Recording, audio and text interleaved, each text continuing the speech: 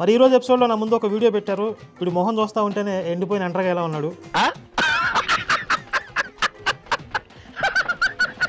నిడుమల్ల కాడ నేనుంటే నిమ్మకుర్రోడ్డు కాడ ఆపేస్తే ఏలికేసి కాలికేసి ఏలికేసి ఎత్తి కొదేశాడే. ఇది గార్ధప స్వరం లాగా ఉంది కదా వీడిది. నీ వస్త్రాలంకరణ మీద పెట్టిన సరతలో సగం స్వరాలంకరణ మీద పెడితే బాగుంటుంది అంటున్నాను. ఈ మధ్య ఒక పొట్టి పాస్టర్ ఒకడు వస్తున్నాడు చూసారా. వెరీ గుడ్, బాగా కొట్టావు. పెళ్ళయిందా? అది పొదుకు ఖర్చు చేసిందంటరా. పైకి లేవు. వివాహం అయింది, అప్పుడు మంచి ఉచ్చ స్థితిలో ఉన్నాను. వివాహం అయింది, అప్పుడు మంచి పవర్ఫుల్గా ఉన్నానని చెప్తున్నాడు. అలా కాదులేండి పాపం, ఆయన ముందు నుంచి వచ్చేస్తుంది అంటే ఆయన సెన్స్ అది. ఈ దైవజనుడు నుండి ఊరుకోలే 2 బైబుల్ తీసుకొని మా ఇంటికి వెళ్ళాడు. మొగుడు ఇంట్లో లేని టైంలో చూసి ఇంట్లో ఆడవాళ్ళ దగ్గరికి వెళ్ళాడు.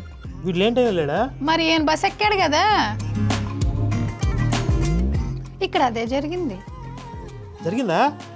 అంటే అంత డెప్త్గా చెప్పాడు కదా ఆయన, అలాంటిదే జరుగుతుంది. ఇంట్రెస్టింగ్ ఉంది. అయితే ఏం జరిగింది, ఏం జరుగుతోంది, ఏం జరగబోతోంది? ఓం భూర్భువస్వః తస్సవితుర్వరేణ్యం భర్గో దేవస్య ధీమహి శుక్లాంబరధరం. అరుడమ్మ శుక్లాంబరధరం. ఈ మంత్రాలు అసలు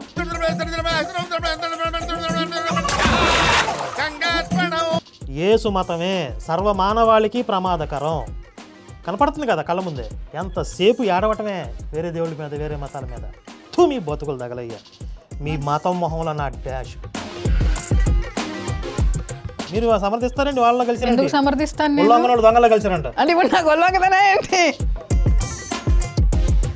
యేసులో ఏముంది, డల్లుగా ఉంటాడయ్యే.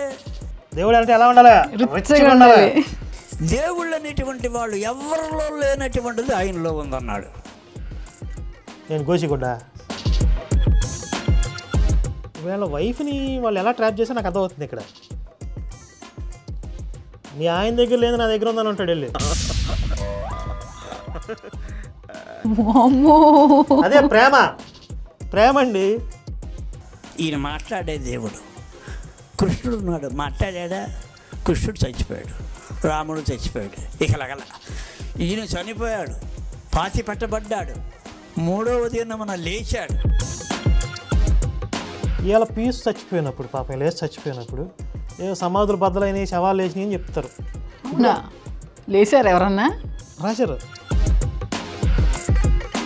నేను ఎన్నాళ్ళు పురాణాలు చెప్పాను, హరికథలు చెప్పాను, నిజంగానే ఎవడూ మాట్లాడలేదు.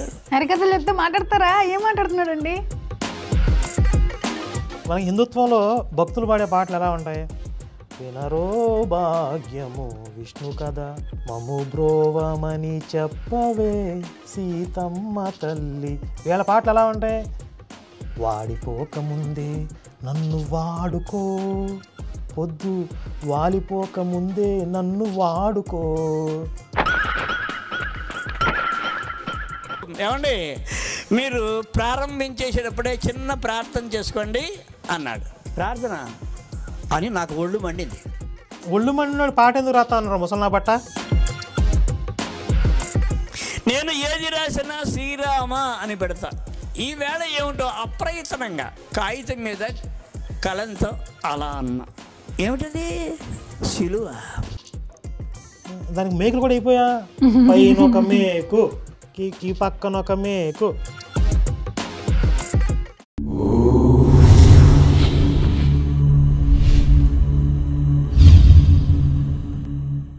నమస్తే. క్రైస్తవ మాఫియా చెప్పించే దొంగ సాక్ష్యాలకి బెండు తీస్తూ ముందుకు సాగిపోతున్నటువంటి నాన్ స్టాప్ ఎంటర్టైనర్ టెస్టిమోనీ ట్రోల్స్కి స్వాగతం. చాలా రోజులైంది టెస్టిమోనీ ట్రోల్స్ ఎపిసోడ్ వచ్చి. కొంతకాలం గ్యాప్ తర్వాత ఒక మంచి ఎపిసోడ్తో మళ్ళీ స్టార్ట్ చేయబోతున్నాం. మరి ఈరోజు ఎపిసోడ్లో నా ముందు ఒక వీడియో పెట్టారు. వీడి మొహం చూస్తూ ఉంటేనే ఎండిపోయిన ఎండ్రగా ఎలా ఉన్నాడు.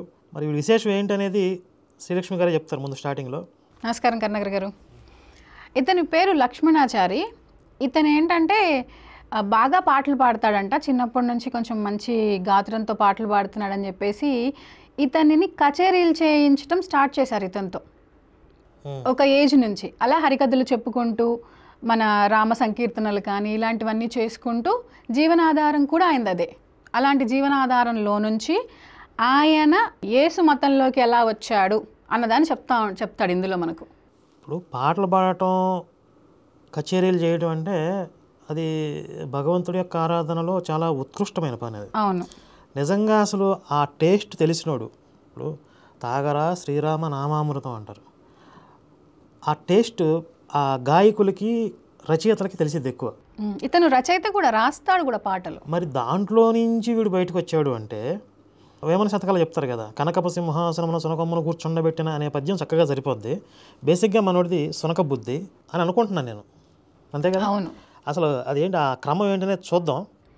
అసలు ఆయన చెప్పడం కూడా ఒక చమత్కారము, ఎటకారము మిక్స్ చేసి చెప్పే వీళ్ళు ఉంటారు కదండి, పాటలు పాడుతూ ఎంటర్టైన్ చేస్తూ ఉంటారు కదా. అంటే మామూలుగా అయితే కచేరీలు చేసేవాళ్ళు మనకి రాముడి పాటలు ఇవి పాడేటప్పుడు కొంచెం జనానికి అర్థమయ్యే విధంగా చేస్తూ ఉంటారు కదా. ఇప్పుడు దాన్ని రివర్స్ చేసి దాన్నే ఎలా అంటే కొంచెం ఎటకారంగా చెప్తాడనమాట ఈ టెస్టిమోనీలో.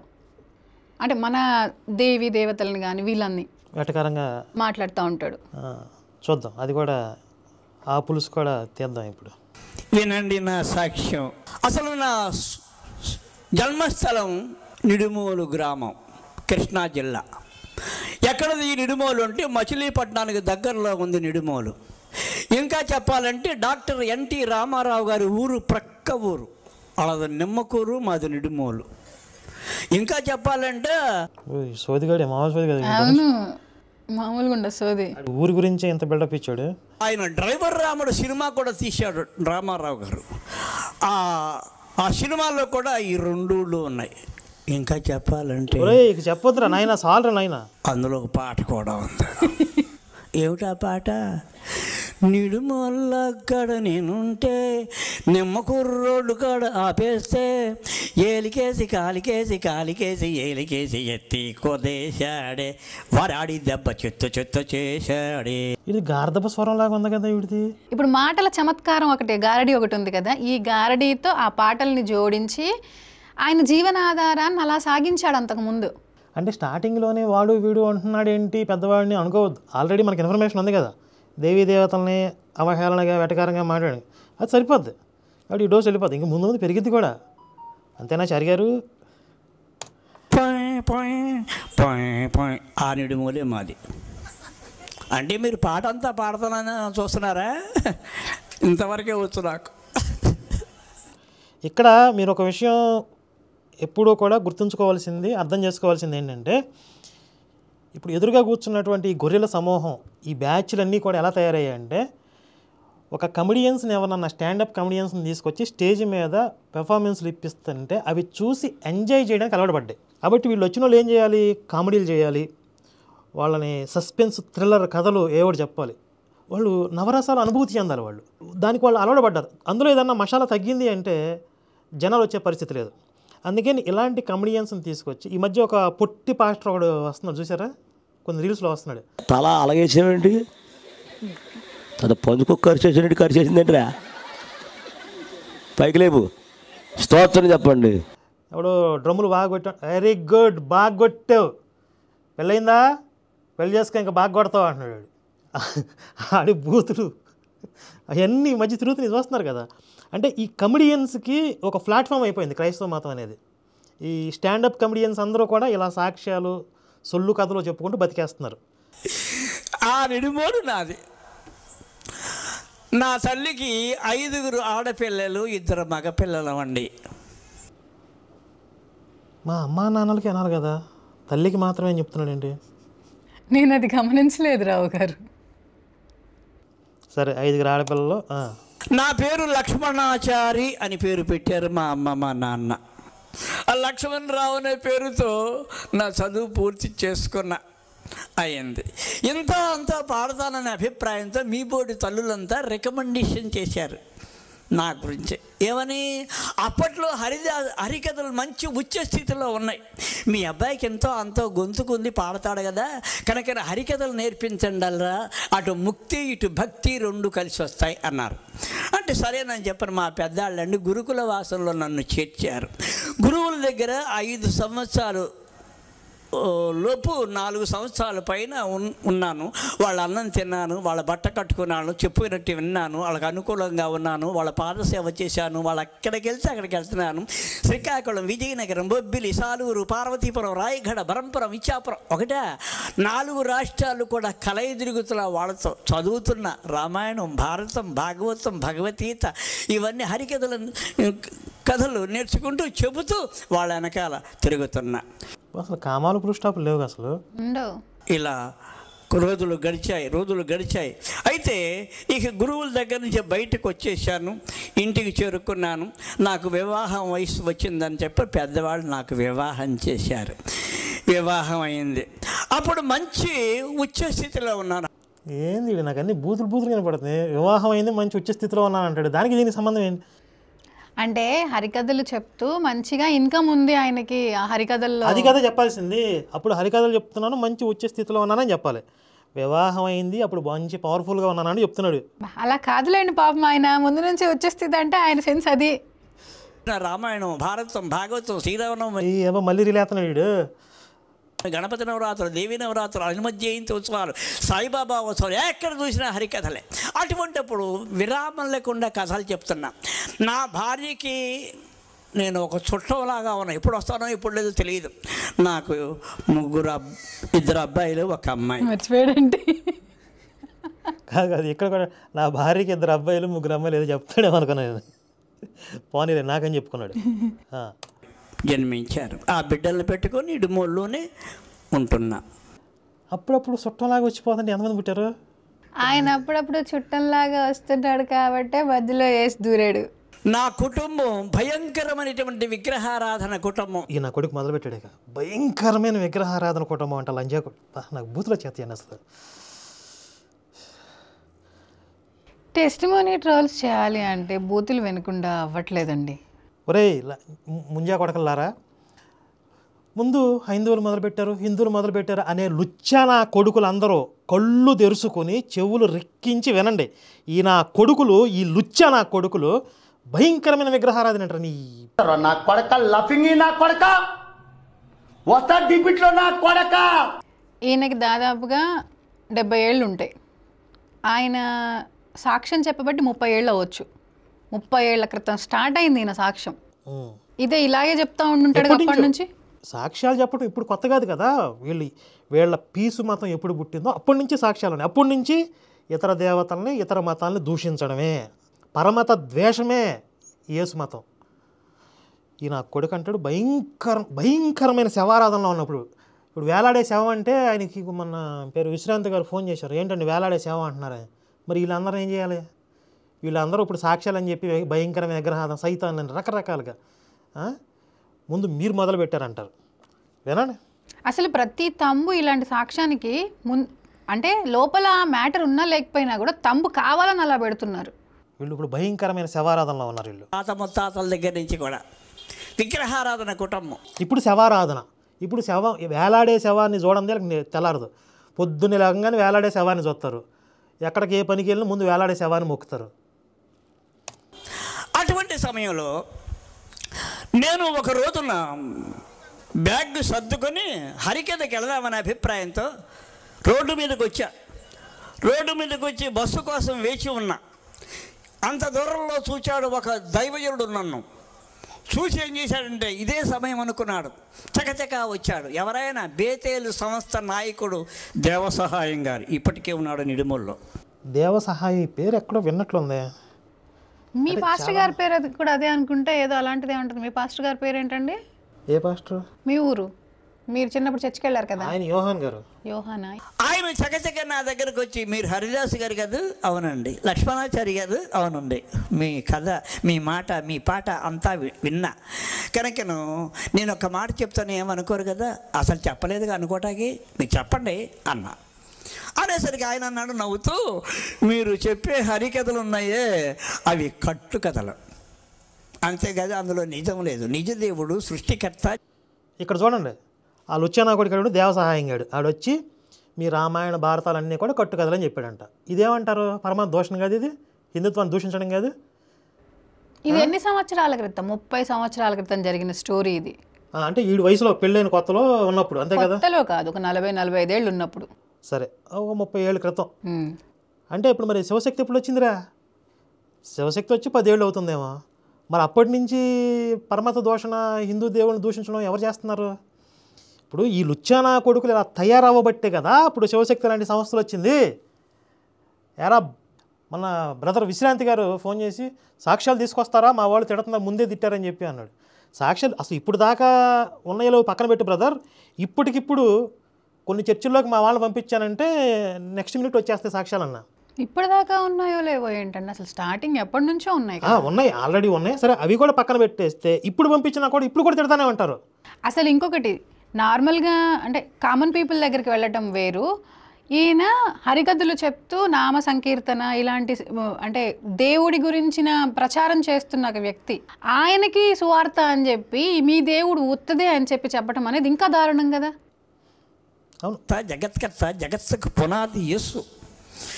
ఆయన నమ్ముకో, నీ భావి జీవితాన్ని మార్చుకో, నీ బ్రతుకు మార్చుకో, నీ రూటు మార్చుకో, ఇదే నేను చెప్పేది అనేసరికి జమ్మంటూ బస్సు వచ్చేసింది. సార్ తర్వాత మాట్లాడదాం. ఇక్కడ చూడండి, ఈ ముసలోడు ఏం చేస్తున్నానని చెప్తున్నాడు, హరికథలు చెప్పుకుంటూ దేవుడి పాటలు పాడుకుంటూ తిరుగుతున్నానని చెప్పాడు. ఇప్పుడు పాస్టర్ వచ్చి నిజమైన దేవుడు యేసు, ఆయన నమ్ముకో, నీ బ్రతుకు మార్చుకో అంటున్నాడు.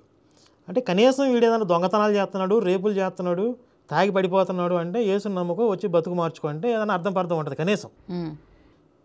వీడు మంచి పనే కదా చేస్తుంది. వీడు ఎవడు, ఈ ముసలోడు ఎవరిని వేధించట్లేదు, దోచుకోవట్లేదు కదా, కాస్త భక్తి మార్గంలో నడిపిస్తున్నాడు, మంచిదే కదా. కానీ అలాంటి వాడిని కూడా వచ్చి నువ్వు బ్రతుకులు మార్చుకో అంటున్నారంటే ఏంటి అసలు ఉద్దేశం ఏంటి? ఇప్పుడు పాస్టర్లుగా మారిన తర్వాత రేపిస్టులు అవుతున్నారు, బ్రతుకు మార్చుకోవడం అదే. ఇక్కడ మంచి ఆఫర్లు ఉన్నాయి, వచ్చి చర్చిల్లో రేపులు చేసుకో, అమ్మాయిలు ఉంటారు, 10% దోచుకోవచ్చు. ఇక్కడ నువ్వు దోచుకోకుండా తిరుగుతున్నావు, నీ బతుకు మార్చుకో, అదే కదా. అంతే కదా. వస్తాను, బస్సుకి వెళ్తున్నాను అని చెప్పానంటే ఓ ఓకే అని అన్నాడు. నేను బస్సు ఎక్కేసి నేను వెళుతూ, అయినా ఈయన ఈ ఊరు వచ్చి నాకు చెబుతాడేమిటి అనుకుంటున్నా, మనసులో అనుకుంటూ ప్రయాణం చేస్తున్నా. ఈ దైవజనుడు నుండి ఊరుకోలే, 2 బైబుళ్ళు తీసుకొని మా ఇంటికి వెళ్ళాడు. మొగుడు ఇంట్లో లేని టైంలో చూసి ఇంట్లో ఆడవాళ్ళ దగ్గరికి వెళ్ళాడు. వీళ్ళు లేని టైం వెళ్ళాడా? మరి ఈయన బస్ ఎక్కాడు కదా, డైరెక్ట్ ఇంటికి వెళ్ళిపోయాడు వీళ్ళ ఇంటికి. ఓహో, అయితే వీడు ఇల్లు తెలుసు, వీడి మీద కన్ను ఉంది. మా ఇంటికి వెళ్ళి నా భార్యను బయటికి పిలిచాడు. అమ్మా బయటికి రండిలా. ఏమండి మా వారు లేరండి అందమాయ. అందుకే మీ వారు లేరు, నేను మీ వారిని కలుసుకున్నాను, మాట్లాడాను, వారు బస్సుకు వెళుతున్నారు, నాకంతా తెలుసమ్మా, కనుక ఇదిగో ఈ పుస్తకాలు అని చెప్పని 2 పుస్తకాలు ఇచ్చారు. ఏమిటవి? పరిశుద్ధ గ్రంథం అని ఉంది దాని మీద. యేసు మతంలో అక్రమ సంబంధాలు ఎందుకు పెరుగుతున్నాయి అంటే, మొగుళ్ళు లేని టైంలో పాస్టర్లు ఇళ్ళకెళ్తారు, ఏకాంత ప్రార్థనలు అని చెప్పి భర్తలు లేని టైంలో ఇళ్లలో దూరి మళ్ళీ వాళ్ళు ప్రార్థనలు కూడా ఎట్లా చేస్తారు, టచ్ చేస్తారు, కొబ్బరి నూనె రాస్తారు, మసాజులు చేస్తారు. మరి అప్పుడు అవన్నీ పెరకేమవుతాయి? ఇక్కడ అదే జరిగిందా అంటే అంత డెప్త్గా చెప్పాడు కదా ఆయన, అలాంటిదే జరుగుతుంది. ఇంట్రెస్టింగ్ ఉంది. అయితే ఈ 2 గ్రంథాలు ఇచ్చి మీరు వాక్యం చదవండి, వాక్యంలో ఎదగండి, వాక్యంలో బలపడండి, ఇదిగో చదవండి అనేసరికి అమ్మో మేము విగ్రహారాధన కుటుంబం అండి మాది. మేము విగ్రహాలు ఇప్పుడు ఆ శవాన్ని ఎట్లా నమ్ముకోమండి? అసలు విగ్రహారాధన కుటుంబం అని ఎందుకంటారు? మేము హిందువులు అని చెప్తాము జనరల్గా. ఎవరైనా వచ్చంటే ఈ క్రైస్తవ గొర్రెలకి విగ్రహారాధన అనే ఒక పదాన్ని, పడికట్టు పదాన్ని బాగా అలవాటు చేశారు.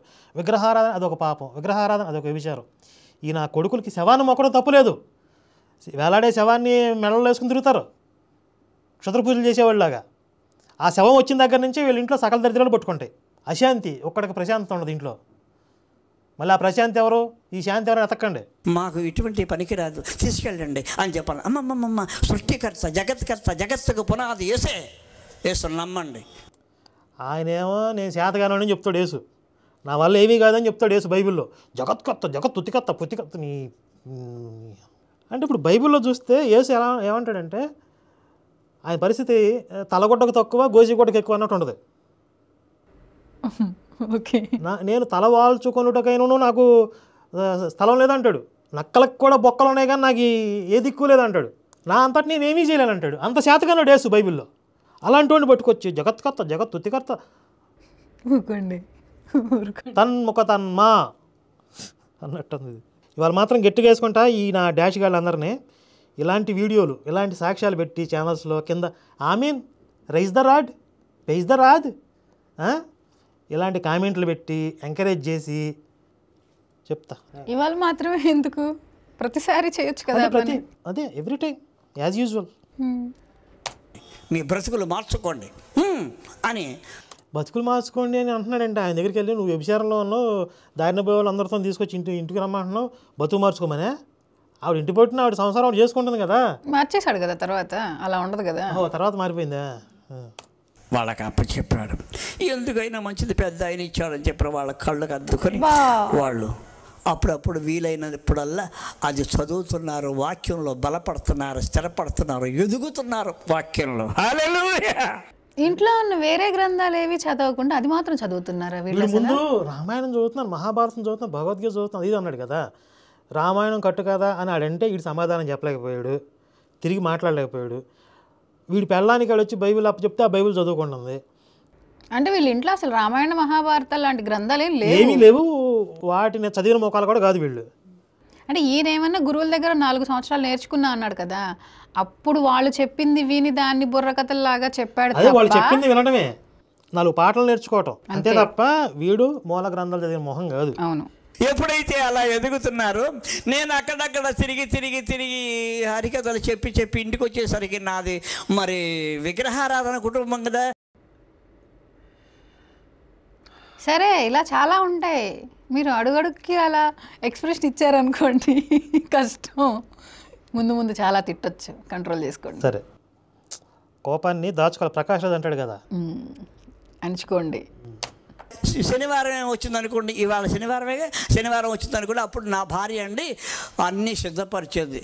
పూజా మందిరం దగ్గర దీపారాజన కుంది, అగరత్తులు, కర్పూరం, సాంబ్రాణి, కొబ్బరికాయ, గంధం, ఇవన్నీ పుష్పాలు అన్నీ కూడా సమకూర్చేది. నేను తలంటూ స్నానం చేసి పొట్ట కట్టుకొని ఇక పూజా మందిరం దగ్గరకు వచ్చి నేను ఆ దీపారాజన చేసి ఇక నా మంచాల తంచాల మామూలే. ఓం భూర్భువస్వః తస్సవితుర్వరేణ్యం భర్గో దేవస్య ధీమహి శుక్లాంబరధరం.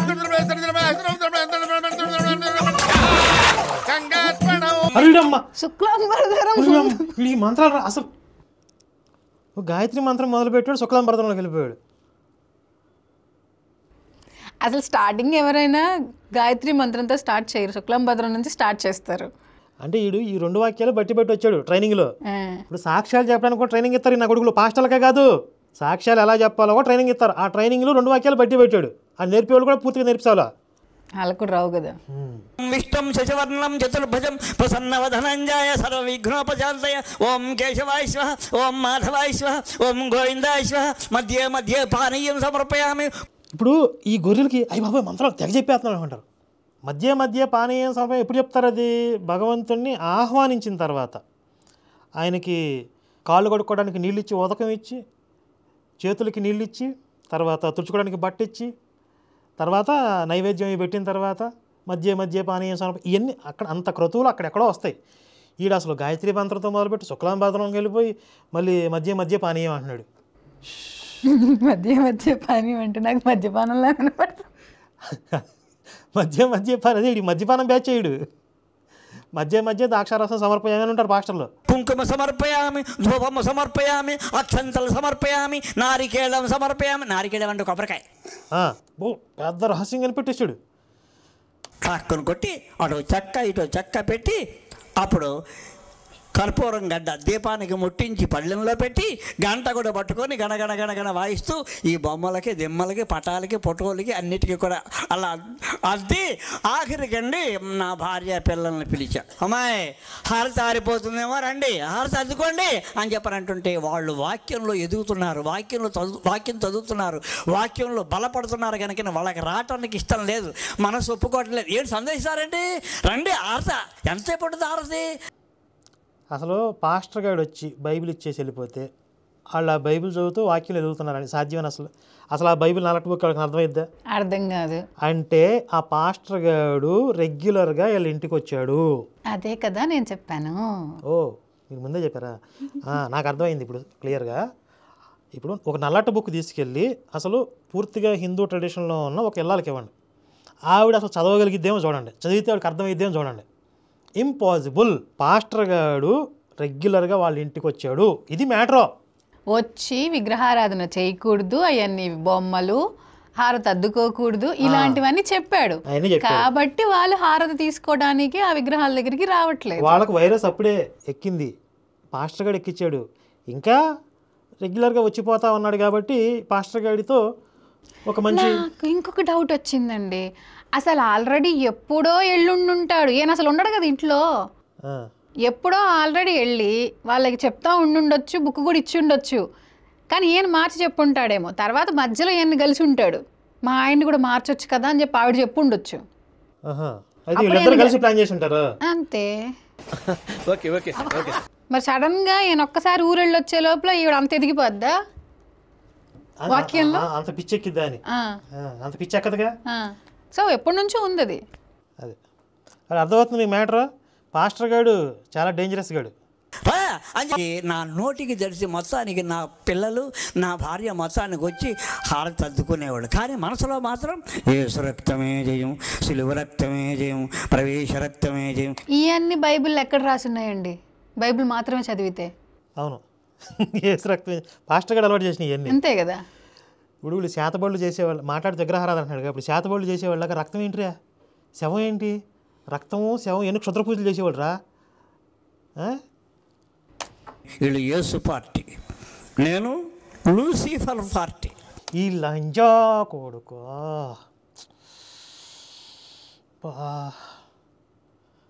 ఈ ముసల్నా మీర్జాపూర్ సినిమాలో పిలుస్తాడు మున్నాగాడు, అరే ముసల్నా డాష్ రే రారా ఇటు రా అంటాడు. నాకు అంత దారుణంగా తిట్టాలన్న దారుణం కూడా కాదు అది, వీడికి వస్తుంది.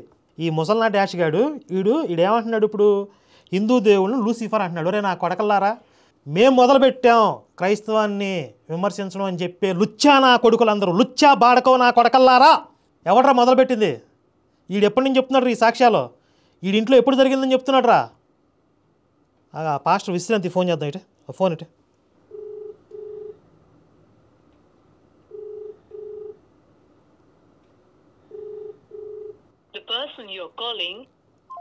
సరే, అసలు వీళ్ళ నల్లట్ట బుక్లో యేసు దేవుడు అన్నది కల్పితం, లూసిఫర్ అనే క్యారెక్టర్ కూడా కల్పితమే.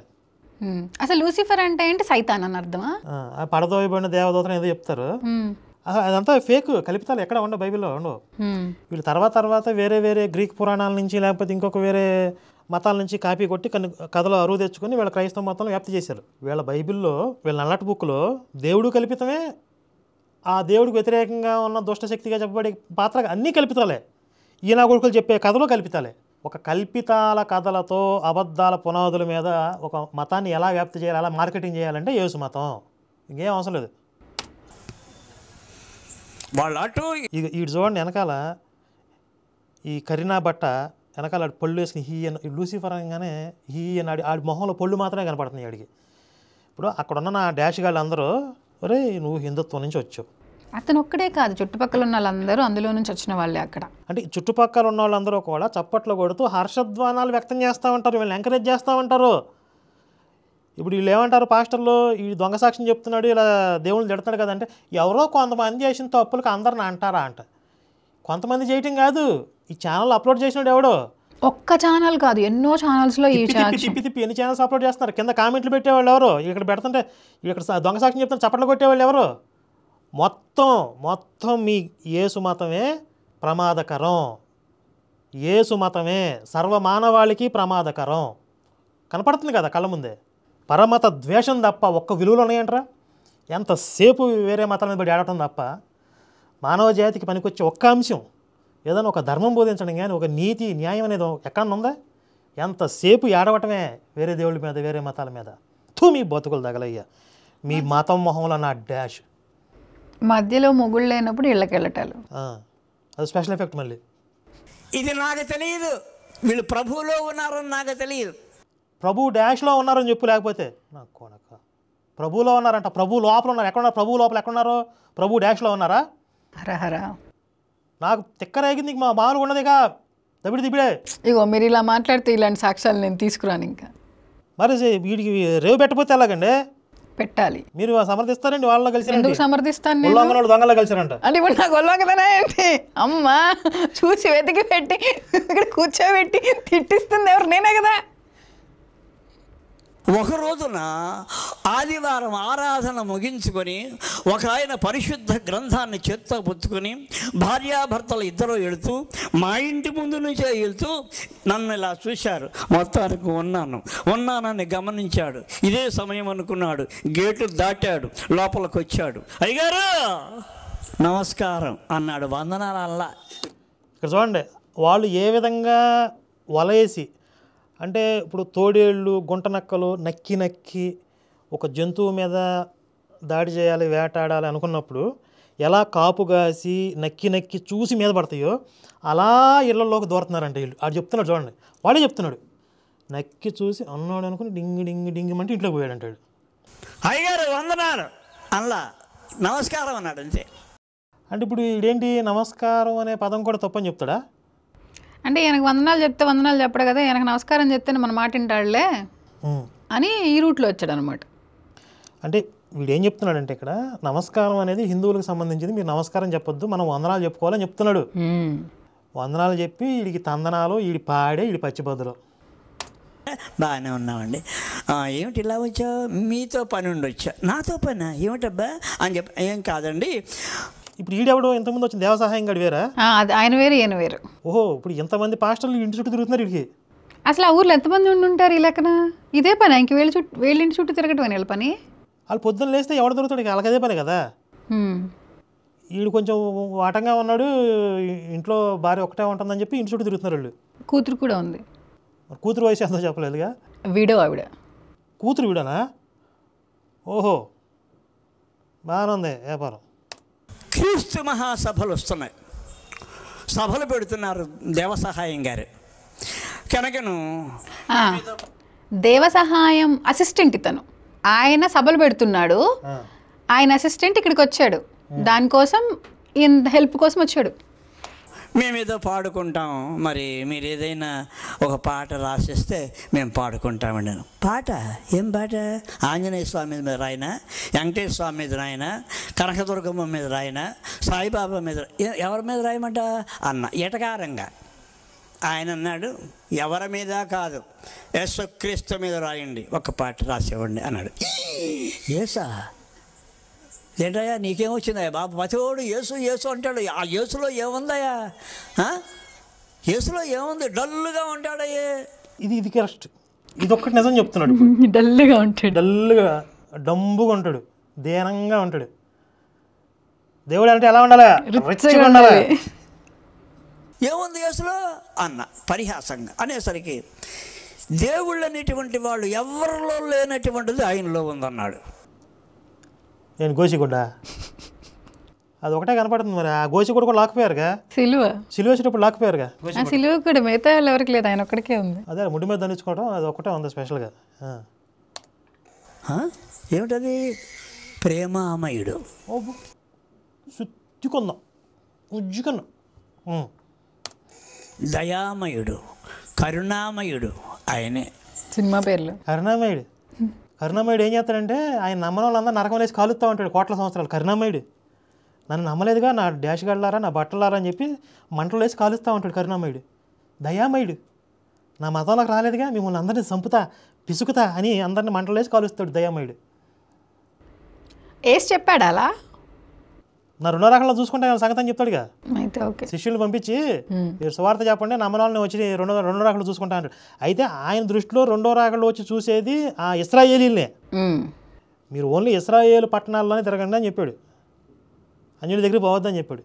ఈ ఇశ్రాయేల్ జనాల్లో ఎవరైతే నన్ను నమ్మరో వాళ్ళ సంగతి నేను చూసుకుంటా అన్నాడు. అంతే, ఆయనకి అసలు వేరే లోకాలతో వేరే దేశాలతో పని లేదు ఆయనకి.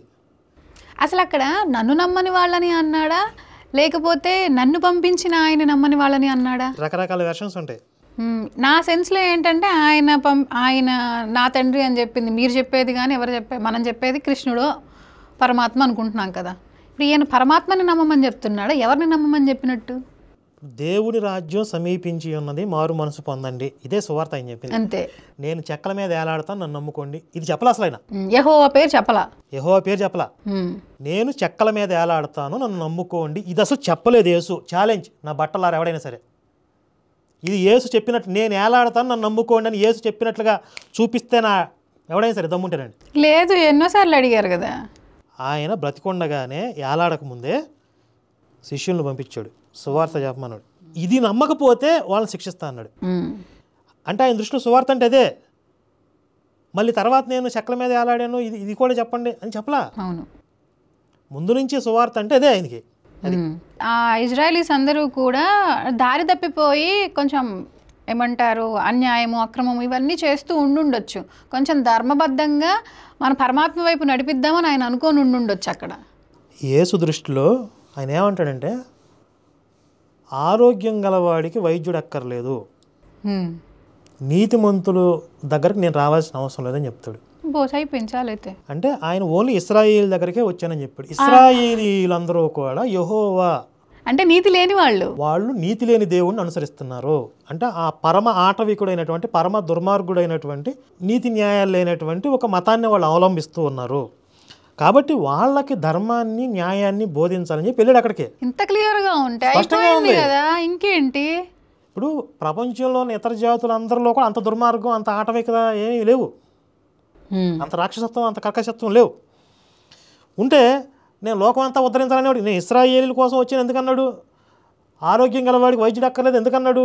ఆ ఇశ్రాయేలీలు పరమ దుర్మార్గమైన ఒక మతంలో ఉన్నారు, పరమ నికృష్టుడైనటువంటి ఒక దేవుణ్ణి వాళ్ళు ఆరాధిస్తూ ఉన్నారు. ఇది కదా సువార్త. అసలు ఇది సువార్త. అందుకని ఎక్కడ యెహోవా పేరు చెప్పాలి అసలు. అంతేలేండి, కలియుగం కదా, కలి రాజ్యం ఏలుతుంది ఇప్పుడు. అందుకే యేసు పైనుంచి ఆయన బాధపడేది ఏంటంటే, నా పేరుతో ఒక లుచ్చా మతాన్ని తయారు చేశారు, మార్కెటింగ్ చేస్తున్నారు, ఇక్కడ నా వీపులు పగులుతున్నాయి యముడి దగ్గర అని చెప్పి నా దగ్గరకు వచ్చి చెడుతూ ఉంటాడు ఆయన అంటున్నాడు. వింటున్నా. సరే, ఏమయ్యా, మనకి ఎంతోమంది దేవుళ్ళు ఉన్నారు, 18 పురాణాలు ఉన్నాయి, వేదాలు, ఉపనిషత్తులు, గ్రంథాలు ఎన్నో ఉన్నాయి. అయినా యేసు అంటారు. యేసులో ఏముందయ్యా అని చెప్పారన్న. ఈయన ఎవరి దగ్గర లేనటువంటిది ఆయన దగ్గర ఉందన్నాడు.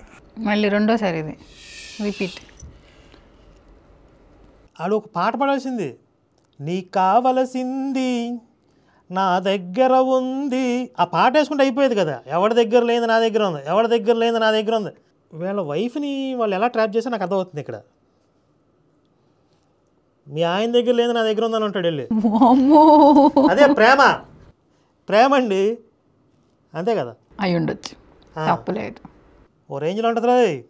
నా కొడకల్లారా, దేవుళ్ళు ఆంజనేయ స్వామి, వెంకటేశ్వర స్వామి, కనకదుర్గమ్మ పేర్లు చెప్పి ఈడు కావాలని ఈ డిస్కషన్ చెప్పి మీ దేవుళ్ళు ఎవరి దగ్గర లేదు నా దగ్గర ఉంది అని, ఆయన ప్రేమామయుడు, దయగల తండ్రి, ఆయన ప్రేమ అనంతమైనటువంటిది, దానికి అంతం లేదు అని చెప్పుకొస్తూ, అయితే మీరు ఈ దేవుళ్ళందరినీ కూడా వీళ్ళందరిని గురించి మీరు ప్రకటన చేస్తున్నారే, హరికథల్లో చెబుతున్నారే, ఆయనంత వాడు. ఇప్పుడు ఈ డాష్ ఎవడైతే వచ్చాడో వాడు వచ్చి వాడికి దిక్కు లేక, వాడికి పాటలు రాసుకునే సామర్థ్యం లేక, వాడి దేవుడు వాడికి తెలివి ఇవ్వకపోతే, వాళ్ళ దేవుడు వాడికి జ్ఞానం ఇవ్వకపోతే, ఒక హిందూ దేవుళ్ళని ఆరాధించుకునేటటువంటి ఒక భక్తుడి దగ్గరికి వచ్చి, అయ్యా మా దేవుడు మాకు తెలివి ఇవ్వలేదు, మాకు జ్ఞానం ఇవ్వలేదు, మాకు దిక్కు లేదు, మా దేవుడి గురించి పాటలు రాసుకునే కెపాసిటీ మాకు లేదు, నువ్వు దయచేసి మా దేవుడి గురించి పాట పాడుకు ఒక పాట రాసివ్వు అని చెప్పి బిచ్చం ఎత్తుకుంటున్నారంటే, వీడు ఎంత శాతగానోడు, వీడు నమ్ముకున్న దేవుడు ఎంత శాతగానోడు. అంతే కదా. ఇంత గొప్పవాడు అని చెప్తున్నారే, వీళ్ళు ఎవరన్నా మాట్లాడతారా? శవం మాట్లాడింది. ఇప్పుడు శవం హలో అనగాడు, పీసు ఇయర్ అన్న లైన్లోకి వచ్చేస్తాడు వీడు శవం. అవును, కొడకల్లారా, అసలు మాటకి ముందు మాట్లాడా ఏంటండి? మాట్లాడే దేవుడు అంటారు. ఎవడన్నా ఒకటి చూపించండి రా, ఒక్క నా కొడుకన్నా మీ శవం మాట్లాడిందని చూపించండి. పిలిస్తే పలుకుతాడు మాట్లాడే దేవుడు. కృషిపాలతో మాట్లాడాడు కదా, అలా మాట్లాడతాడు కదా, అలాగే ఉంటుంది. ఇంకా ఉంటుంది. ఈయన మాట్లాడే దేవుడు. కృష్ణుడు ఉన్నాడు, మాట్లాడా? కృష్ణుడు చచ్చిపోయాడు. వినండి అయ్యా, వినండి. యేసు మతం ఎంత ప్రేమ కలిగిందో, ఎంత పరమత సహనం కలిగిందో, ఇప్పుడు అసలు శివశక్తి లాంటి సంస్థల అవసరం ఎందుకు వచ్చిందో వినండి. పెద్ద మనుషులందరూ వినండి అయ్యా, కృష్ణుడు చచ్చిపోయాడు, కృష్ణుడు మాట్లాడు. ఈ నా కొడుకు పబ్లిక్లో నిలబడి మాట్లాడుతున్నాడు, కృష్ణుడు దేవుడు కాదు. ఈ లంజా కొడుకులందరినీ ఏం చేయాలి చెప్పండి? టెర్రరిస్టుల కంటే డేంజర్ కదా వీళ్ళు. ఇప్పుడు వీళ్ళతో పాటు అసలు ఫస్ట్ మీరే మొదలు పెట్టారు అనే వాళ్ళని కూడా టెర్రరిస్టుల కిందనే లెక్క వాళ్ళు కూడా వేయాలి. టెర్రరిస్టులే. అసలు ఇదంతా ఏమీ తెలియకుండా మాట్లాడుతున్నారు కదా, తెలియకుండా కాదు, background. ఈ నా కొడుకులు ఏదో ఇప్పుడు ఈ వీడియోలో నువ్వు చూడరా అంటే వాళ్ళ దృష్టిలో ఇది తప్పు కాదు. అసలు వాళ్ళు సువార్త చెప్తున్నారు. వాళ్ళు సువార్తలో భాగంగా మన దేవుళ్ళని తిట్టే రైట్స్ వాళ్ళకు ఉన్నాయి. ఇప్పుడు వీళ్ళకి ఎలాంటి చట్టాలు కావాలంటే, సువార్తలో భాగంగా మేము 4 దేవతా విగ్రహాలు పగలగొట్టకూడదా? సువార్తలో భాగంగా రోజుకి 2 దైవ గ్రంథాలైనా హిందూ గ్రంథాలు తిట్టకూడదా? మాకు ఆ మాత్రం రైట్స్ లేవా? వారానికి ఒక గుడిని పడగొట్టకూడదు. అలాంటి చట్టాలు కావాలి ఇప్పుడు. లేకపోతే ఇప్పుడు భారతదేశంలో మాకు అన్యాయం జరిగిపోతుంది. భారతదేశంలో హిందూ దేశంలో పబ్లిక్లో నిలబడి ఈ ముసల్నా బట్టగాడు కృష్ణుడిని దేవుళ్ళని ఈ రకంగా దూషిస్తున్నాడు. వాడు స్వేచ్ఛగా సురక్షితంగా బయట తిరుగుతున్నాడు. వాడి మీద ఎలాంటి చట్టాలు లేవు, ఎలాంటి కేసులు లేవు. ఎలాంటి వాళ్ళు కోకొల్లలు ఉన్నారు. అయినా కూడా ఈ దేశంలో క్రైస్తవులకు రక్షణ లేదు. నిజంగా క్రైస్తవులకి లేకపోతే ఈ మతోన్మాదులకి రక్షణ లేదు అంటే ఈ నా ఒడులు భూమి మీద తిరుగుతారు? అసలు ఇంత దారుణంగా తిట్టి భూమి మీద తిరుగుతారా? మన హిందువులు ఎవరన్నా పూజారులు ఈ విధంగా యేసుని వేసుకుంటున్నారా? యేసు గురించి మాట్లాడుతున్నారా దేవాలయాల్లో? అంత అవసరం ఏంటండి మనకు? అసలు కాదు, ఇప్పుడు వీళ్ళు అడుగుతున్నారు కదా మాకు రక్షణ లేదు, మాకు చట్టాలు కావాలి అని. మనకు కదా కావాలి. ఇప్పుడు ఇలాంటి వాళ్ళు ఇలా మాట్లాడితే వీళ్ళ మీద కఠినమైన చర్యలు తీసుకోవాలి అని చెప్పి ఒక చట్టం రావాలి కదా. ఇస్లామిక్ దేశాలు ఎలా ఉంటాయో అక్కడ మహమ్మద్ వాళ్ళ ప్రవక్తను తిడితే ఎలాంటి కఠినమైన చట్టాలు ఉంటాయో, అల్లాని తిడితే ఎలాంటి చట్టాలు ఉంటాయో ఉరిదీసేస్తారు. అలాగే ఇది హిందూ దేశంగా ప్రకటించి ఇలాంటి లుచ్చానా కొడుకులందరినీ వరుసగా ఉరిదీసేయాలి. అంతే, నిర్దాక్షిణ్యంగా ఈ నా కొడుకులందరినీ ఉరిదీయాల్సిందే. ఇప్పుడు వీళ్ళు పాయింట్అవుట్ చేసేది ఏంటంటే హిందూ దేశంగా ప్రకటించి అన్నదాన్ని పట్టుకుంటున్నారు. వాళ్ళు ఎందుకు అది ప్రకటించమని అడుగుతున్నారు? ఇలాంటి పనులు చేయటం వల్లే కదా. అసలు ఏ దేవుణ్ణి ఎవరు తిట్టినా కూడా, అంటే ఇప్పుడు క్రిస్టియానిటీలో ఉన్న వాళ్ళని తిట్టినా, హిందూలో ఉన్న వాళ్ళని తిట్టినా, ముస్లింలో ఉన్న వాళ్ళని తిట్టినా కూడా, ఎవరిని తిట్టినా కూడా అది కరెక్ట్ కాదు అనే చట్టం రావాలి. రాకపోతే మనం ఏం చెయ్యం కదా. అసలు ఇలాంటివి చేసేది మొత్తం వాళ్ళు కదా. ఇప్పుడు అలాంటి చట్టాలు లేవు, మరి ప్రభుత్వాలు పట్టించుకోవట్లేదు. ఇప్పుడు మనలాంటి వాళ్ళు వచ్చి మాట్లాడాల్సి వస్తుంది. ఇప్పుడు మా అవసరం ఎందుకు వచ్చింది? ఈ లుచ్చా నా కొడుకులు ఎంకరేజ్ చేయబట్టి కదా ఈ యేసు మతం చేయాల్సిందంతా చేసి ఇప్పుడు పెద్ద శుద్ధపోసల్లాగా సాంప్రదాయుని మేము అసలు ఎవరి గురించి మాట్లాడము. సెగ తగులుతుంది కదా. ఇప్పుడు నొప్పి తగులుతుంది. ఇప్పుడు ముడ్డు కింద మంట పెట్టాం కదా. రాముడు చచ్చిపోయాడు, ఇకలగల ఈయన చనిపోయాడు, యేసుది లేచింది శవం. అదే అది చెప్పేది, యేసుది లేచిందని చెప్తాడు. శవం లేచింది అంతే కదా. నా కొడకల్లారా, పాతి పట్టబడ్డాడు, 3వ దినమున లేచాడు. అదేనండి ఇప్పుడు ఏం చెప్తున్నానంటే వీళ్ళు శవం లేచిందని చెప్తాడు. శవాన్ని లేపుకుపోయారు, అది వేరే సంగతే. అసలు మ్యాటర్ ఏంటంటే శవాన్ని ఎత్తుకుపోయారో మాయం చేశారో. మరి మీకు అట్లా మాయం చేయడం కుదరలేదు కదా. రాముడు సరయూ నదిలో ప్రవేశించాడు, విష్ణుతత్వంలోకి వెళ్ళిపోయాడు, పరంధామానికి వెళ్ళిపోయాడు అని ఉంది. తర్వాత కృష్ణుడు పరిపూర్ణ అవతారం. ఆయన అవతార సమాప్తి తర్వాతే ద్వాపర యుగం అంతమైపోయింది, కలియుగం ప్రవేశించింది. క్లియర్గా అంత స్పష్టంగా ఉంది. ఇవాళ పీస్ చచ్చిపోయినప్పుడు, పాపం లేచి చచ్చిపోయినప్పుడు ఏదో సమాధులు బద్దలైనవి, శవాలు లేచినాయి అని చెప్తారు. అవునా? లేచారు ఎవరన్నా? రాశారు. రాశారా? నిజంగా లేవలేదు, రాశారు. ఇప్పుడు మనం సినిమాల్లో చూస్తూ ఉంటాం, ఎవరైనా ఒక మాంత్రికుడు ఒక సైతాన్ని పోయినప్పుడు దెయ్యాలు లెగుస్తాయి. అవును. సమాధుల్లో ఉన్నవాళ్ళు బయటకు వచ్చి తిరుగుతా కనపడ్డారు, అనేకులు కనపడ్డారని ఉంది. యేసు చచ్చిపోయినప్పుడు జరిగింది అది. అయితే వాళ్ళకి అవే తెలుసు అనుకుంటా, అందుకని అంతవరకే రాశారు. వాళ్ళ బుర్ర అంతకుమించి ఎదగల. అందరికీ కనబడ్డాడు, 40 దినములు ఈ భూమిపై ఉన్నాడు. అందరికి ఎవరికి కనపడ్డాడు? కనపడలేదుగా. అందరికి కనపడితే ఇప్పుడు యూదులు ఎందుకు నమ్మలా? వాళ్ళకి కనపడలా, ఈ రాసిన వాళ్ళకే కనపడ్డాడు అంతే. అంతే. ఎవరైతే ఈయన అక్కడి నుంచి తప్పించారో, లేపుకుపోయారో, ఎవరైతే ఈ మతాన్ని మార్కెటింగ్ చేయాలన్నా వాళ్ళకి మాత్రమే కనపడ్డాడు. అందరికి కనపడితే ఈరోజు ఇజ్రాయేల్ అంతా యేసు మతం ఉండేది. అందరి సందేహాలు తీర్చాడు. మళ్ళీ నేను వస్తాను మీ అందరిని తీసుకెళ్ళటానికి అని చెప్పాడు. అందరూ చూస్తుండగా ఆరోహణమైనాడు. మళ్ళీ ఎప్పుడు వస్తానని చెప్పాడు? ఆ తరం గతించక ముందే వస్తాను అన్నాడు. అది బతుకున్నప్పుడే చెప్పాడు. అవును, ఈ తరం గతించక ముందే వస్తాను బతుకుండంగా చెప్పాడు. ఇంతవరకు రాలేదు. ఆయన దేవుడు వీళ్ళే అన్నాడు. నాకు మైండ్ చెడింది. ఇప్పుడు వీడి కోడి బుర్రకే దీనికి ఎలా సమాధానం చెప్పాలో తెలియదు. వీడికి వీడు పెద్ద పండితుడంట. నేను ఎన్నాళ్ళు పురాణాలు చెప్పాను, హరికథలు చెప్పాను, నిజంగానే ఎవడూ మాట్లాడలేదు. హరికథలు చెప్తే మాట్లాడతారా? ఏం మాట్లాడుతున్నాడండి? మీకు కూడా మనిషికి వచ్చినంత ఫ్రస్ట్రేషన్ వస్తుంది. నేను దేవతని కదా, అప్పుడప్పుడు మనిషిలాగా మారుతూ ఉంటాను. నిజంగా వీడు కనుక రామాయణ మహాభారతాలు పురాణాలు భగవద్గీత చదివితే భగవంతుడి తత్వం అర్థమైద్ది. నేను టెస్ట్ పెడితే ఆయన మాట్లాడతాడా, నా ముందుకు వచ్చి డ్యాన్స్లు వేస్తాడా, ఇవి కాదు. భగవంతుడి తత్వం అర్థమైనోడు ఆ మనస్తత్వం వేరే ఉంటుంది. కానీ వీడు ఈ చిల్లర సాక్ష్యాలకి లేదా ఈ చిల్లర ప్రశ్నలకి వీడు దిమ్మదిరిగిపోయింది అన్నాడంటే వీడికున్న పురాణ జ్ఞానం ఎంత, పంచపాండవులు ఎంతమందిరా అంటే నాకెందుకు తెలియదు, మంచం కోళ్ళలాగా ముగ్గురు 2 ఏళ్ళు చూపించాడంట. అలా ఉంటుంది వీడి జ్ఞానం. ఇప్పుడు వీళ్ళ దేవుడు మాట్లాడితే కూడా ఏం మాట్లాడతాడు తెలుసా? నాకు కారు కావాలి ప్రభు అంటే పార్కింగ్ ఉందా అని అడుగుతాడు. నీకు రెంట్ కట్టలేదు దేవుడు, వస్తున్నాడు మాట్లాడతాడు కానీ రెంట్ కట్టడు ఆయన. చిప్స్ తింటా వస్తా ఉంటాడు సొంత నుంచి, తింటా వస్తా ఉంటాడు కానీ రెంట్ కట్టడు. ఏంది ప్రభు నాకు రెంట్ కట్టలేదు, వస్తా నాగరా తొందర అయింది మాట్లాడతాడు కానీ చెయ్యడు ఆయన. ఇలా చిల్లర వేసేస్తా ఉంటాడు అని అనుకొని ఆలోచిస్తూ, సరే నాకు పరిశుద్ధ గ్రంథం టచ్ లేదు కనుక, వాక్యం తెలియదు కనుక నీకు కావాల్సిందంటే పాట. మరి పాట రాయమంటున్నావు యేసుని గురించి. ఆయన ఎక్కడ పుట్టాడో, ఎక్కడ పెరిగాడో, వాళ్ళ అమ్మ ఎవరో, వాళ్ళ ఆయన ఎవరో నాకేమీ తెలియదు. ఇప్పటికి చాలా మంది తెలియదు, వాళ్ళకే తెలియదు, ఇప్పటికీ తెలియదు అది వాళ్ళ ఆయన ఎవరు. రకరకాలు చెప్తారు, పరిశుద్ధాత్మ అంటారు, యెహోవా అంటారు, యోసేపు అంటారు. ఇది వాస్తవం, నువ్వేదో చెప్పు ప్రయత్నం చేస్తా అన్నా. ఓకే అలాగే అన్నాడు అని అప్పుడు చెప్పాడు. నేను కాగితం మీద రాసుకున్నా. ఇప్పుడు ఆడేసిన ప్రశ్నకి దెమ్మ తిరిగిపోయింది అన్నప్పుడు నాకంటే నీకు ఎక్కువ జ్ఞానం ఉంది, నువ్వే రాసుకోవచ్చు కదా. అసలు వాళ్ళ దేవుడు గుణగణాలు ఏంటి వీడికి తెలియదు, వీడేం పాట రాస్తాడు, వాళ్ళ దేవుడు గురించి వాడు బాగా తెలుసు అని అనుకుంటున్నాడు కదా, ఆడే రాసుకోవచ్చు కదా. అంటే కామెడీ ఏంటి అంటే ఇప్పుడు మన రాముడి గురించి పాడతాడు కదా, రాముడి ప్లేస్లో యేసు అని పేరు పెట్టేసి రాముడి లక్షణాలు మొత్తం వెనక్కి పెట్టేసి రాపిచ్చేసుకుంటారు అనమాట. అది వాళ్ళకి కావాల్సింది అంతే. అదే ఇప్పుడు యేసు భగవద్గీత, యేసు సుప్రభాతాలు అన్నీ వస్తున్నాయి కదా. హిందుత్వాన్ని కాపీ కొట్టపోతే దిక్కు మొక్కు లేదు, ఎలా ఆరాధించుకోవాలో ఎలా పూజలు చేయాలో తెలియదు వాళ్ళకి. భగవంతుడి మీద ఒక పాట పాడాలి అని అంటే ఆ భక్తి పొంగి పొరలి మాట పాటగా అయింది అంతే కదా. అంత భావావేశం లోపల ఉంటేనే పాట అయింది. నా కొడుకులు లేదు కదా, అసలు భక్తి ఏంటంటే తెలియదు కదా.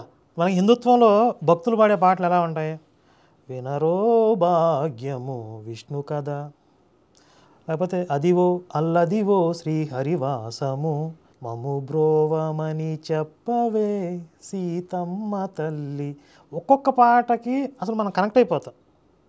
అంటే ఆ భక్తులు పాడేటువంటి ఆ తన్మయత్వం మనలో కూడా ఆ పాటలు ఏంటంటే, వీళ్ళ పాటలు ఎలా ఉంటాయి, వాడిపోకముందే నన్ను వాడుకో, పొద్దు వాలిపోకముందే నన్ను వాడుకో, చెయ్యిస్తా తీసుకో, చెంపిస్తా రాసుకో, నడుమిస్తా కాసుకో, నన్ను వాడేసుకో, నన్ను వాడేసుకో. ఎన్టీఆర్ పాట ఒకటి ఉంటుంది ఇలా. ఇదా దమ్ము కాదు కాదు కాదు కాదు మధ్యలో ఏదో లిరిక్ వచ్చిందేంటి, అది ఎక్కడి నుంచి వచ్చింది, అది కూడా ఉందా? అది దమ్ములో సాంగ్. నేను దాన్ని కనెక్ట్ చేసా, వాడుకో అనే దానికి. అక్కడ వాడేసుకో అని ఉంది, దాన్నే కాపీ కొట్టి ఇలా రాసి ఉంటారులే. అదే కాపీ కొట్టారు. తర్వాత డాడీ డాడీ డాడీ డాడీ ఏసు డాడీ రాజశేఖర్ స్టెప్ వేస్తాడు ఆడు. ఏసే నా ప్రియుడు ఆశీర్వదిస్తావా, నాతో వస్తావా, వెళ్దాం వస్తావా, అది ఈవిడ పాటలు. ఈవిడంటే పక్కన నావి కావు, నాకు సంబంధం లేదు. అవి ప్రసన్న బోల్ట్వి నావి కావు. మళ్ళీ చిన్న గొర్రెలం మేము సిట్టి గొర్రెలం, ఇదొక పాట. ఇవాళ పాటలు చిల్లర పాటలు, అది ఏం పాడాలో తెలియదు, ఏం రాసుకోవాలో తెలియదు వాళ్ళ దేవుడి గురించి. ఏమైనా ఉంటే కదా రాసుకోవడానికి. ఇప్పుడు భగవంతుడు అంటే కళ్యాణ గుణ సంపన్నుడు. అసలు కళ్యాణ గుణాలంటే ఏంటి, అదే ఎవరా ఎవరు తెలుసు? అసలు వాళ్ళ దేవుడు కూడా గుణగణాలు పిసికేస్తా కొరికేస్తా అంటా ఉంటాడు పాత నిబంధనలోకి వెళ్తే. కొత్త నిబంధనలకు మొత్తం కన్ఫ్యూజన్ క్యారెక్టర్. నాకేం తెలియదు, నాకు సంబంధం లేదంటాడు. ఐఎమ్ పీసు ఏసు ఎందుకు వచ్చాను తెలియదు అంటాడు. ఈయన క్యారెక్టర్ కన్ఫ్యూజన్, ఆయన క్యారెక్టర్ క్రూయలు. ఇంకా కళ్యాణ గుణాలు ఎక్కడున్నాయి, ఏం రాస్తారు, ఏం ఫీల్ అవుతారు భక్తులు అసలు. అందుకని అడుక్కుంటున్నారు హిందువుల దగ్గరకు వచ్చి, అయ్యా మీరు మీ దేవుడి గురించి ఎంత అద్భుతమైన పాటలు రాసుకుంటున్నారు కదా, ఎంత శ్రావ్యమైన, అబ్బా వింటుంటే తన్మయత్వం కలుగుతుంది మాకు, మా దేవుడి గురించి ఒక్క మంచి పాటలు లేదు ఇలాంటిది మాకు కూడా రాసి పెట్టండి అని చెప్పి అడుక్కుంటున్నారు వీళ్ళు. అంటే అక్కడ భక్తి లేదు, ఫీల్ లేదు రావు గారు. ఆయన పుట్టినప్పుడు నక్షత్రం పుట్టింది అని చెప్పాడు. నక్షత్రం పుట్టిందా? పుట్టేది ఏంటండి అసలు వీళ్ళకి ఖగోళ శాస్త్రం గురించి జీరో నాలెడ్జ్, జీరో. నక్షత్రాలు మనకు కనపడతాయి ఆకాశంలో, అవి ప్రజెంట్ కాదు అసలు. అవును, అవి లైట్ ట్రావెల్ కొన్ని కోట్ల సంవత్సరాల నుంచి ఆ లైట్ ట్రావెల్ చేసి ఇప్పుడు మనకి కనపడుతున్నాయి. అవును. ఇప్పుడు సూర్యుడు ఉదయించినప్పుడు మనం సూర్యుడిని చూస్తాం. మనం చూస్తున్న సూర్యకాంతి లైవ్ కాదు, ప్రజెంట్ కాదు, 8 సంవత్సరాల క్రితంది, 8 నిమిషాల క్రితంది. అంటే అది భూమిని చేరుకోవడానికి 8 నిమిషాలు పట్టింది. అప్పుడు మనకు సూర్యుడు కనపడతాడు. అలాగే నక్షత్రాలు కనపడుతున్నాయి అంటే కొన్ని లక్షల సంవత్సరాలు, కోట్ల సంవత్సరాలు వాటి కాంతి మనకి ట్రావెల్ చేసి మన దగ్గర రీచ్ అవ్వడానికి అంత టైం పట్టింది. ఇప్పుడు అవి కనపడుతున్నాయి మనకి. అంటే ఇప్పుడు మనం చూసే నక్షత్రాలు అవి విచ్ఛిన్నం అయిపోయి ఉండొచ్చు, లేకపోతే బ్లాక్ హోల్లో కలిసిపోయి ఉండొచ్చు, ఏదైనా జరిగి ఉండొచ్చు. ఈడేం చెప్తున్నాడు, వీళ్ళకి ఖగోళ శాస్త్రం గురించి తెలియదు కదా. ఏసు పుట్టగా నక్షత్రం కనపడింది, నక్షత్రం ఇప్పుడు వెంటనే వాళ్ళకి కళ్ళలోకి వచ్చేసింది. తెలియదు కదా, జీరో నాలెడ్జ్ కదా వీళ్ళు, జీరో నాలెడ్జ్ కదా వీళ్ళు. ఆ బైబిల్ రాసిన వాళ్ళు, నల్లట బుక్ రాసిన వాళ్ళు జీరో, ఖగోళ శాస్త్రం గురించి జీరో, ప్రపంచ చరిత్ర గురించి జీరో. అందుకే ఆ ఇజ్రాయేల్ దాటరు చూడండి, ఇజ్రాయేల్ ఈ చిన్న ఈ బొక్కలోనే ఉంటారు వాళ్ళు, దాట బయటికి రారు వాళ్ళు. అంటే వాళ్ళు అలా జ్ఞానం లేని వాళ్ళు అంటారనే తూర్పు దేశ జ్ఞానులు వచ్చి చెప్పారు ఆకాశంలో చొక్క పొడిచింది అని చెప్తారు దాన్ని. అన్నీ రాసుకొని, సరే నేను ఇప్పుడే కదా నువ్వు నాకు చెప్పింది, నేను ఆలోచించుకోవాలిగా, మరి నువ్వు వెళ్ళిరా, రేపు ఇదే టైంలో రా, నీకు పాట సిద్ధం చేసి ఉంచుతా అన్న. వెళ్ళిపోయాడు ముసి నవ్వుతూ. గేటు దాటేటప్పుడు అండి నా వంక చూసి అన్నాడు, ఏమండి మీరు ప్రారంభించేసేటప్పుడే చిన్న ప్రార్థన చేసుకోండి అన్నాడు. ప్రార్థన అని నాకు ఒళ్ళు మండింది. ఒళ్ళు మండినాడు పాట ఎందుకు రాస్తా అన్నారు ముసల్నా బట్ట. ఇప్పుడు ప్రార్థన చేయడానికి నీకు మనసు ఒప్పలేదు, ఒళ్ళు మండింది, పాట ఎందుకు రాస్తా అన్నావురా? డబ్బులు ఇస్తా అన్నాడేమో. డబ్బులు కక్కుతు పడి ఉంటాడా? అంతే కదా, వాళ్ళ పని అదే కదా. Okay okay. ఆయన గురించి ప్రార్థన చేయటం అంటే, నా ఇష్టదైవాన్ని ఎవరినో ప్రార్థన చేసుకున్నాను, నీకెందుకు, నీకు కావాల్సిన పాటేగా ఆయన అని చెప్పాను. సీరియస్గా సమాధానం చెప్పా. ఆయన ముసి నవ్వుకుంటూ గేట్లు వేస్తూ నా వంక చూస్తూ తన ఒక మనసులో అనుకుంటున్నాడు, మొత్తానికి నిన్ను క్రీస్తుకి అప్పగించాడు, నీ భావి జీవితాన్ని నీ రూటు మార్చేస్తాడు చూడు, సవాల్ అని చెప్పన్నాడు. సవాల్ విసిరాడు, వెళ్ళిపోయాడు. ఇప్పుడు అలా సవాల్ చేసినోడితో మళ్ళీ ఆడి పాట రాసి పెడతానని చెప్పి వీడు కమిట్ అయ్యాడంటే ఓన్లీ డబ్బు సంబంధం కనపడుతుంది ఇక్కడ. అంటే సవాల్ చేయలే, ఆయన చూపులో ఆయనకు అది అర్థమైందనమాట. అంటే ఆడు నిన్ను బాగానే వలేసాను, బాగానే దొరికావు అనుకుని నవ్వుకుండా పోయాడు. వెళ్ళాడు. ఇక్కడ నా డౌట్ ఏంటంటే ఆడు నవ్వింది ఈయన చూసి కాదు, వెనకాల వాళ్ళ వైఫ్ని చూసి నవ్వుంటాడు. అది దైవ సహాయం కదా, నవ్వాల్సింది. దేవసహాయం అసిస్టెంట్ కూడా రేస్లో ఉన్నాడు, ఎవడో తెలుసు. కూతురు కూడా ఉంది కదా. ఎవరిని చూసి నవ్వాడు, ఈయన చూసి నవ్వాడు అనుకుంటున్నాడు. ఇక నేను చిక్కులో పడ్డా. పాట రాయాలి, ఛందస్సు తెలియదు, ప్రాస తెలియదు, కూర్పు తెలియదు, అసలు ఏం తెలియదు. ఏమీ తెలియని ఆయన ఆల్రెడీ పాటలు రాసి ఎలా పాడుతున్నాడు, ఇప్పుడు తెలియదని ఎలా చెప్తున్నాడు? వీడికి నిజంగా తెలియదేమో పాటలు రాయడం. అలా పాటలు రాశాను పాడాను చెప్పుకుంటున్నాడు. ఇప్పుడు ఏ 2-3 బట్టి పాటలు పట్టుకుని అయ్యే తిరుగుంటాడు. చిన్న ప్రార్థన చేసుకోమని చెప్పాడు ఆయన. ఎందుకైనా మంచి చూద్దాం, ప్రయత్నం చేద్దాం అని చెప్పని. నాకు ప్రార్థన రాదు. యేసు ఓ మంచి యేసు, నువ్వు నాకు రాయటానికి పెన్ ఇచ్చావు, రాసుకోవడానికి మరి పేపర్ ఇచ్చావు, దీని మీద ఏ రాయాలో నాకు అర్థం కావట్లేదు అని అంటాడు. నువ్వు దేవుడు బట, ఇది బ్రహ్మానందంలో ఎక్కిరుతున్నట్టుంది, నువ్వు దేవుడు బట. ఆయన ఎవరు వచ్చి పాట రాసేయమన్నారు, నీ మీద పాట రాయమన్నారు. నాకు తెలియదు, అనుభవం లేదు. నువ్వేమైనా మార్గం తెరిస్తే పాట రాయటానికి ప్రయత్నం చేస్తా, కృప చూపిస్తావా అని చిన్న ప్రార్థన చేసుకొని అందరూ అంటుంటారుగా క్రైస్తవులంతా చివరిలో ఏమని, ఆమె అంటారే. ఆమె కాదు ఈమె. అలాగే అన్న అనేసరికి నమ్మండి తల్లులు తండ్రులు అందరికి చెప్తున్నా. నమ్మండి అంటే ఏదో పెద్ద అబద్ధం చెప్పబోతున్నారు. శాలిమరాజు కూడా కొన్ని కోడ్స్ ఇస్తామంటాడు, మీరు నమ్మండి నమ్మకపోండి అంటే పెద్ద అబద్ధం చెప్పబోతున్నారు అనమాట. అది నాకు తెలియని రీతిగా ఒక టార్చ్ లైట్ ఆన్ చేస్తే ఫోకస్ ఎలా వస్తుందో అలా నా మీదకి నిండు వెలుగు నా మీదకి దిగింది. ఏమైందిరా బాబు, ఏది బిడ్డ ఎడుతున్నాడు, లైట్ దిగింది వీడి మీద. ఆ లైట్ దిగితే ఎందుకు ఏడుస్తున్నాడు ఇప్పుడు? ఇప్పుడు ఈ లైట్ ఈ అవిశ్వాసి కదా, అసలు ఈ పూర్తిగా నమ్మలేదు. నువ్వు దేవుడు వాట, మరి నీ మీద తగలట పెట్టినారు అని అంటేనే లైట్ దిగితే, ఇప్పుడు మరి క్రైస్తవులు అందరూ పాపం గొల్లు నెడుతూ ఉంటారు, పొద్దున్న లేస్తే ఏసో పీసో అరుస్తూ ఉంటారు, మొత్తుకుంటూ. ఆయన మీద లైట్ దిగదా వీళ్ళ మీదకి?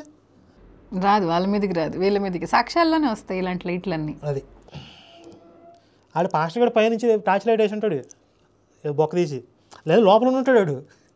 పైన ఫ్లోర్లో ఉన్నాడేమో. ఇద్దరు దొంగలోకి ఇంట్లో దూరారంట. అంతలో జనాలు వచ్చారు అది అయిందని చెప్పి. ఒకడేమో పైన దాక్కున్నాడంట, ఒకడేమో మంచం కింద దూరాడంట. ఇవి వచ్చిన జనాలందరూ ఏమో ఎవరు దొంగతనం చేసి అంతా పయ్యోడికే తెలుసు అంటున్నారంట. ఈ పైన ఉన్నాడు ఒక్క దూకి ఎంతసేపు పయ్యోడికి అని తెలిసి మరి మంచం కింద ఉన్నాడు ఈ అమ్మ మొగుడా అన్నాడంట. అట్లాగే ఆడు ఎక్కడ పైన దాక్కుని ఉంటాడు, పాస్టర్ గారు లైట్ టార్చ్ లైట్ వేసి ఉంటాడు. అయినా అబద్ధాలు కదా ఇవన్నీ. అదే అబద్ధం. ఒకవేళ ఈడు ఏదైనా నిజంగా ఫీల్ అయ్యాడంటే మన అత్తారింటికి దారేలో బ్రహ్మానందంకి అలా స్పెషల్ ఎఫెక్ట్ ఏమైనా రెడీ. ఇప్పుడు భార్య సహకారం ఉంది కదా ఇంట్లో, భార్యను పాస్టర్ గడికి కలిసి ఏదేం చేస్తారు వీళ్ళ మాస్టర్నికి. ఎప్పుడైతే బెడ్ ఎడుతున్నాడు దిగిందో అప్పుడు ప్రారంభం చేసే కలం కాగితం మీద మోపే. నేను ఏది రాసినా శ్రీరామ అని పెడతా, నేను ఏది రాసినా ఓం అని పెడతా, లెటర్ రాసినా అంతే. ఈవేళ ఏమిటో అప్రయత్నంగా, అంటే నేను ప్రయత్నం చేయలే, కాగితం మీద కలంతో అలా అన్నా. ఏమిటది? సిలువ. దానికి మేకులు కూడా అయిపోయా. పైన ఒక మేకు, ఈ పక్కన ఒక మేకు, ఈ పక్కన ఒక మేకు, ఇలా మేకులు కూడా ఎత్తి బాగుండేదిగా. ఇలా అన్నా. దాని కింద కలం మోపే, నీ చిత్తం అన్న. అప్పుడు కృప చూపాడు యేసయ్య, సాహిత్యం ఇచ్చాడు. అప్పుడు దాకా రాదా అంటే ఇది తెలియదు అప్పుడు దాకా. అసలు ఆ కృప చూపేది వాళ్ళ పాస్టర్ గడికి చూపించవచ్చు కదా, ఎందుకు వీళ్ళ దగ్గరకు వచ్చి అట్టుకోవడం ఎందుకు? అదే ఫస్ట్ పాట. ఏం రాయాలి ఆలోచిస్తున్నా. ఇది ఏం అద్భుతమైన పాట రాశాడు, అది చెప్పాడా? చెప్తాడు అసలు. వినండి, బాగుంటుంది అది కూడా. అప్పట్లో టీవీలు లేవు మన ఇళ్లలో, ఇప్పుడు వచ్చాయి. వినండి. టీవీలు లేని కాలంలో ఏం జరిగిందో చెప్తున్నాడు. పాస్టర్లు ఎలా వలేస్తున్నారు, ఎలా దేవుళ్ళని తిడుతూ వాళ్ళు మత మార్పిడి చేశారు, ఇవన్నీ కూడా చెప్తున్నాడు. టీవీలు లేని కాలంలో పాస్టర్ ఇంటికి వచ్చి నువ్వు మొక్కుతున్న దేవుడు చచ్చిపోయాడు, ఆయన లేవలేదు, అవి మాట్లాడవు విగ్రహాలు అని అప్పుడు చెప్పాడు. అప్పుడు చెప్తున్నాడు. ఎన్నేళ్ల క్రితం ఇది? 30 ఏళ్ళు కూడా కాదు, అంతకన్నా ఎక్కువ. మరి ఈ నా బట్టలేమో శివశక్తి వచ్చినాకే వీళ్ళు మీ దేవుళ్ళని తిట్టడం మొదలు పెట్టారు. ఈ నా బట్టలు అప్పుడు నా పిల్లలు ఏం చేశారయ్య అంటే సినిమా పాటల కోసం రేడియో ఆన్ చేశారు మా ఇంట్లో. ఆ రేడియోలో ఘంటసాల గారు పాట పాడుతున్నాడు. ఆ ఘంటసాల పాట చెవిలో పడింది. ఏమిటా పాట అంటే ఏదో సినిమాలో పాటే. ఏమిటా పాట? పాడుతా తీయగా చల్లగా కన్ను పాపలా నిదురపో తల్లిగా. విశ్రాంతి కృష్ణ ఫోన్ చేశారు. Hello, okay. ఇప్పుడు ఒక వీడియో రికార్డింగ్లో ఉన్నాం టెస్టిమోనీ టోల్స్లో. మీరు మొన్న అడిగారు కదా మా వాళ్ళు ఎక్కడ తిట్టారు అని చెప్పి, మీకు కావాల్సిన సాక్ష్యాలు చూపిస్తా అని చెప్పే కదా. ఇప్పుడు ఈ వీడియో ఇప్పుడు మేము ప్లే చేస్తున్న వీడియో, ఇప్పుడు చాలా వీడియోలు మేము ప్లే చేసాం ఆల్రెడీ. ఇప్పుడు లక్ష్మణాచారి అని చెప్పి ఈయన సాక్ష్యం చెప్తూ 30-40 ఏళ్ల క్రితం వాళ్ళ ఇంటికి ఒక పాస్టర్ వచ్చాడు. నువ్వు నమ్ముతున్న రాముడు చచ్చిపోయాడు, లేవలేదు, కృష్ణుడు దేవుడు కాదు, వాళ్ళు మాట్లాడరు అని చెప్పి నాకు చెప్పాడు. నేను దానికి సమాధానం చెప్పలేకపోయానని చెప్పాడు. సరే, దానికి సమాధానం ఏం చెప్పాలి అనేది ఆయన చేతగలేదు అనుకుందాం. కానీ అక్కడ పాస్టర్ ఇంటికి వచ్చి రాముడిని కృష్ణుడిని తిట్టాడు అనేది ఆయన మాటల్లో 30-40 ఏళ్ల క్రితం ఆయన చెప్పిన సాక్ష్యం. ఇంతకంటే మీకు ఏం ఎవిడెన్స్లు కావాలి? ఇప్పుడు మీ పాస్టర్లు, మీ క్రైస్తవ ప్రచారకులు మా దేవుళ్ళని తిట్టుకుంటూ మత ప్రచారాలు చేస్తారు అనడానికి ఇంతకు మించిన సాక్ష్యాలు ఎన్ని కావాలి మీకు? ఇప్పుడు ఏం చేస్తారు? మీరు ఏం చేస్తారు చెప్పండి దీనికి. ఇప్పుడు నేను రికార్డ్ అవుతుంది, ఇది రికార్డ్ అవుతుంది, మీరు పబ్లిక్తో మాట్లాడుతున్నారు అనుకుని చెప్పండి.